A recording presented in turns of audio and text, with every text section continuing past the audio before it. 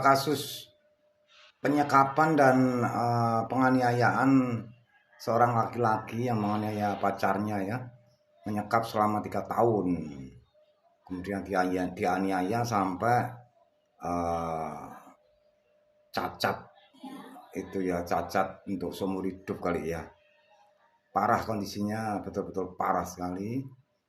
Tapi yang aneh, kita melihat video, ada pernyataan dari Komisioner Komnas Perempuan Sondang Friska Simanjuntak itu menjelaskan bahwa yang dilakukan laki-laki tersebut, Taufik namanya itu, menganiaya pacarnya dan menyekap pacarnya itu selama 3 tahun, itu bukan kategori penyiksaan. Sebetulnya gimana? Atau gini aja, kita coba dengarkan penjelasan dia nih. Masuk akal enggak menurut teman-teman? Nanti masuk akal enggak ya? Coba kita lihat ya. TR itu kita belum bisa melihat sebagai sebuah kasus penyiksaan dalam definisi konvensi anti penyiksaan, penyiksaan seksual. Nah, memang kebanyakan kasus-kasus penyiksaan seksual ini under reporting karena memang banyak yang takut gitu ya, perempuan, dan merasa bahwa ya sudah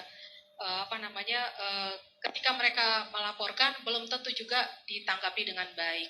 Nah, kemudian untuk kasus YTR perlu kami sampaikan di sini, kasus YTR itu kita belum bisa melihat sebagai sebuah kasus penyiksaan dalam definisi konvensi anti penyiksaan.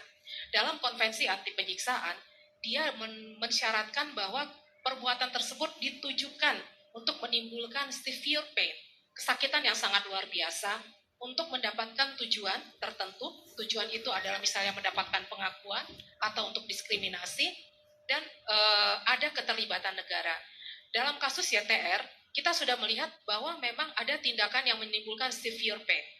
Jadi itu dampaknya sangat luar biasa. Nah, yang perlu kita periksa sekarang adalah apakah ini belum terlihat ya, apakah ada pengabaian dari pemerintah daerah, misalnya tempat kos-kosannya, atau dari aparat penegak hukum, misalnya ketika perempuan tersebut, korban tersebut sudah berusaha untuk menyampaikan kasusnya, tapi kemudian tidak ditindaklanjuti. Nah, disitulah kita bisa melihat bahwa sudah ada keterlibatan negara memberikan pengabaian sehingga masuk dalam kategori penyiksaan yang ada di dalam konvensi anti penyiksaan. Sejauh ini, yang bisa dilakukan oleh Komnas Perempuan adalah kami juga sudah menurunkan tim ke Bandung. Nanti setelah 2 hari ke depan mungkin kita bisa menyampaikan kepada publik bagaimana hasil temuan kami di sana.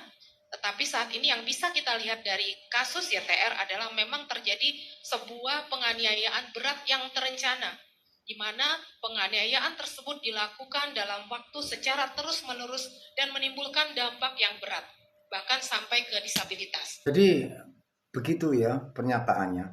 Dan yang aneh ya, ini cewek ini disekap. Gimana mau lapor kepada aparat? Posisinya disekap. Dia posisinya disekap, nggak bisa kemana-mana. Gitu loh, disekap. Jadi nggak bisa kemana-mana. Kok terus menunggu ada pengabaian dari aparat atau dari pemerintah daerah terus seperti itu? Enggak, ini logika komisioner Komnas Perempuan ini, si Sondang Friska ini, logikanya gimana sih? Enggak jelas ya. Kok ada ya orang-orang macam ini kok bisa menjabat menjadi komisioner ya? Kayaknya sih geser otaknya ini, orang ini.